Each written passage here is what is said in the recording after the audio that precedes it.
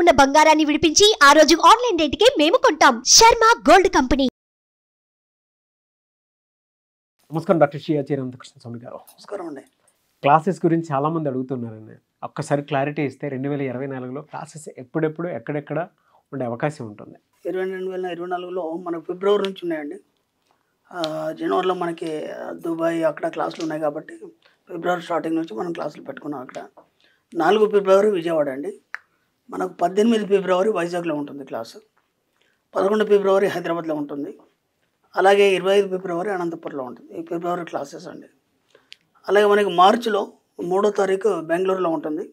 అలాగే 10వ తారీఖు రాజమండ్రిలో ఉంటుంది. 31వ తారీఖు తిరుపతిలో ఉంటుంది. ఈ విధంగా క్లాసులు మీరు ఎంత వీలైతే తొందరగా ఎన్రోల్ చేసుకోండి. 574వ మనీ మంత్ర వీడియో అండి. సో ప్రీవియస్ వీడియోలో మీరు చెప్పినటువంటిది అంటే ఒక మనిషి లో ఫ్రీక్వెన్సీ లెవెల్లో ఉన్నప్పుడు ఎప్పుడూ కూడా అండి ఏదైనా రిసీవ్ చేసుకోవడానికి కష్టంగా ఉన్నా సరే అతనికి సింపథెటిక్గా ఉందా లేదా అనేది 1-2 సార్లు రీచెక్ చేసుకుంటాడు. అంటే తనకు అనుకూలంగా ఉందా లేదా అనేది రీచెక్ చేసుకుంటాడు.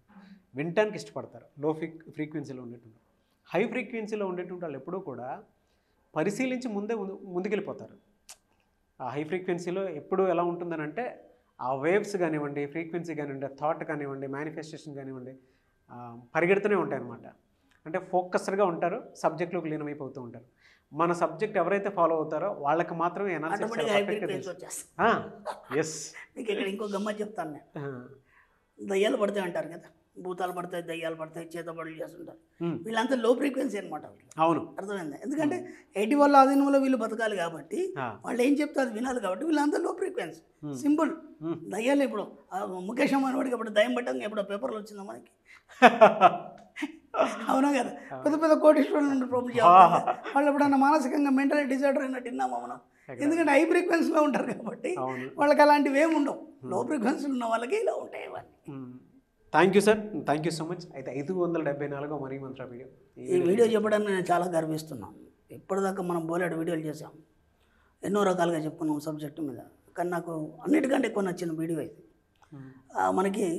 మనకి వాల్మార్ట్ స్థాపించినటువంటి షమ్ వాల్టన్ ఒక మాట అన్నాడు, ఏమంటే తన కులబద్దని తనే ఉన్నతంగా ఎంచుకుంటాడు. అర్థమైంది? తన కులబద్దని తనే ఉన్నతంగా ఎంచుకుంటాడు. అందుకే నాకు ఇది బాగా నచ్చింది. ఇప్పుడు నేనేమనుకున్నానంటే ఈ ఇయర్లో నేను దాదాపు ఒక 10,000 మందికి నేను ఈ సబ్జెక్ట్ని రీచెక్ చేశానని అనుకున్నాను. ఓకేనా? ఇప్పుడు ఈ నెక్స్ట్ ఇయర్లో ఈ 2024లో నా సబ్జెక్ట్ని నేనేం చేయాలి? ఇప్పుడు అంతకు రెట్టింపు నేను ఊహించుకొని అంతమందికి నేను స్ప్రెడ్ చేయాలి ఈ సబ్జెక్ట్. ఓకేనా?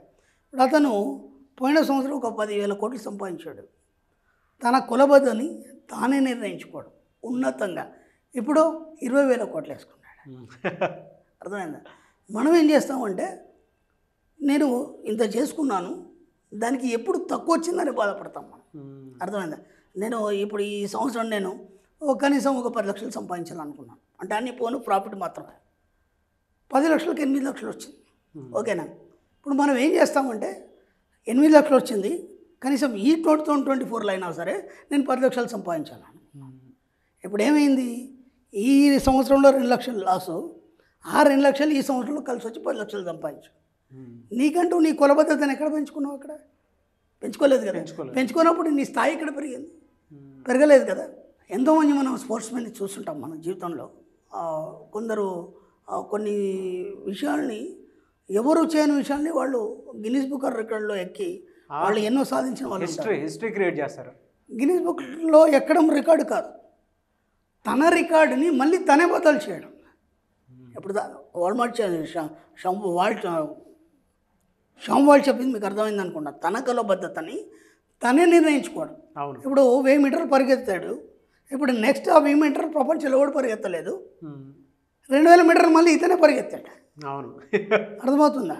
ఇదే విషయాన్ని మన జీవితంలో డబ్బు సంపద ఐశ్వర్యానికి జోడించుకోండి. ఇప్పుడు మీ కులబద్ధతను మీరు పెంచుకున్న వాళ్ళు అవుతారా? మీ కులబద్ధతను మీరు మిమ్మల్ని బీట్ చేసిన వాళ్ళు అవుతారా? ఎవరు చేయలేరే. మనం ఏం చేస్తున్నాం అంటే ప్రతి దగ్గర భయపడుతున్నాం. అంటే నేను ఈ స్థాయికి వెళ్ళాలనుకున్నప్పుడు అది సాధ్యమా అసాధ్యమా అది ఇంతకుముందు మనం వీడియోలో చెప్పుకున్నాం. అక్కడ ఏమైపోతుందంటే నీ యొక్క వాల్యూని నువ్వు తగ్గించుకోవడం అనేది జరుగుతుంది.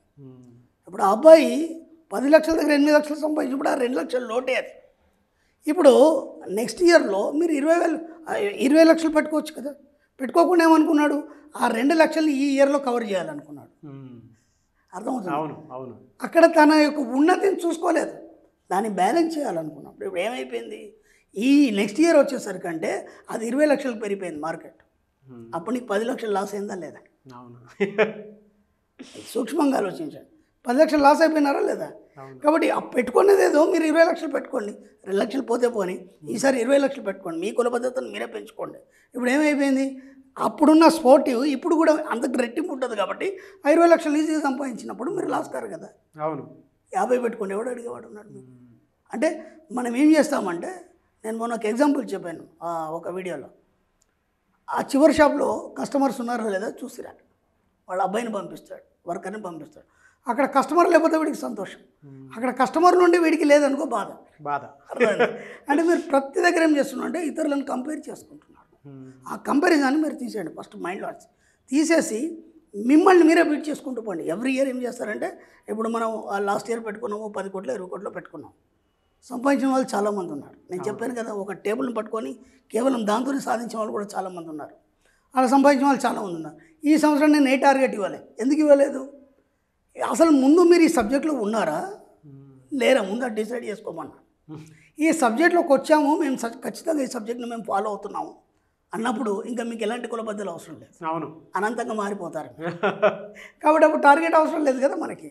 ఇప్పటిదాకా మనం ఒక దారిలో తీసుకురావడానికి ఎవ్రీ ఇయర్ టార్గెట్ ఇచ్చాం. ఫస్ట్ 5 కోట్లు ఇచ్చాం, నెక్స్ట్ ఇయర్ 10 కోట్లు ఇచ్చాం, ఈసారి 20 కోట్లు ఇచ్చాం. 20 కోట్ల టార్గెట్ కూడా చేరిన వాళ్ళు చాలామంది ఉన్నారు. నా దగ్గరకు ఒక వ్యక్తి వచ్చాడు, మొన్న వచ్చేసి అన్నాడు, ఏమండి నేను మీ క్లాస్ ఒకటి అటెండ్ చేశాను, ఓకేనా, నాకు నచ్చలేదు అన్నాడు. వాస్తవం, ఏదైనా ఓపెన్గా మాట్లాడతాను. షాకింగ్ ఏం లేదు, నాకు ఈజీ అయిపోయింది, చాలా ఈజీ అయిపోయింది. మీ క్లాస్ నాకు నచ్చలేదండి అన్నాడు. ఎస్ కరెక్టే, మీకు నచ్చదన్నాను నేను. అదేంటండి అన్నాడు. మీకు ఎందుకు నచ్చలేదు అన్నాను.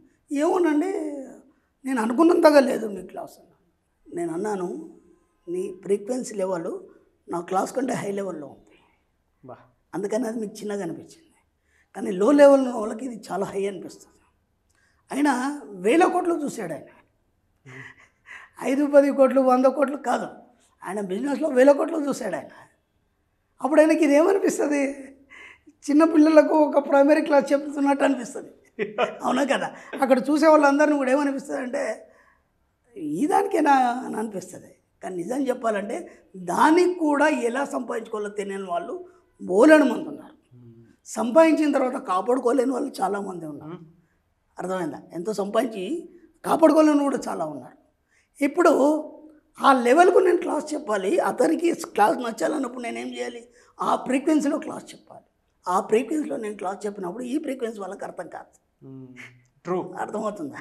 కాబట్టి అందుకే మనం ఏం చేసినామంటే హై లెవెల్ ఫ్రీక్వెన్సీ వాళ్ళ కోసం మనం సెషన్స్ క్లాసెస్ అనేది పెడుతున్నాం. ఇంతకుముందు కూడా నేను ఒకసారి అనౌన్స్ చేశాను.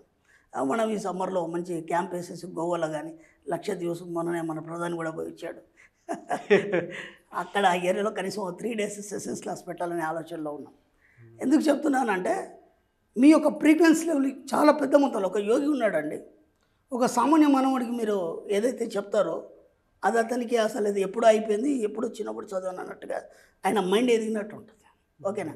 ఒక మామూలు పిల్లాడికి వెళ్ళేసి ఒక రావణ మహాభారతం ఉంటే ఆ కథల్ని అతను ఆస్వాదిస్తాడు. ఆ యోగి ఆస్వాదించాలి, ఎందుకంటే అది ప్రాథమిక స్థాయి అని అతనికి తెలుసు. కాబట్టి అది అన్న దాంట్లో నాకేం తప్పు అనిపించలేదు. ఇట్స్ వాస్తవం అది. ఎందుకంటే 2-3 లక్షలు అప్పున్నాడు, విలువలాడిపోతున్నాడు, ఎలా కట్టాలని.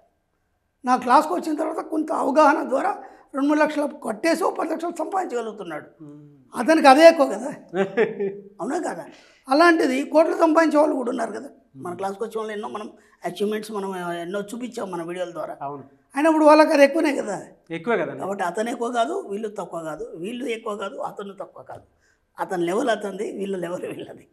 మనం ఏ లెవెల్కైనా క్లాస్ చెప్పగలం. కానీ నేను చూసిన దాని ప్రకారం అయితే ఇనీషియల్ టైంలో నేను క్లాస్కి అటెండ్ అయిన తర్వాత నేర్చుకున్నదే చాలా ఎక్కువ ఉంది. అంటే నేను నా ఆ బుక్ నా దగ్గరికి ఈ రోజుకే ఉంది సరే. మొన్న నేను వీక్లీ వన్స్ కొన్ని మనం జనరల్గా అఫర్మేషన్స్ అవి రాసుకొని ఉంటాయి కదా, దానికోసం చెప్పేసి చేస్తుంటాను. మా మిస్సెస్ మీకు గుర్తుందో లేదో 2019లో నేను అటెంప్ట్ అయిన ఫస్ట్ క్లాస్ అది. 19 అంతే, 19లో అటెంప్ట్ చేసిన క్లాస్.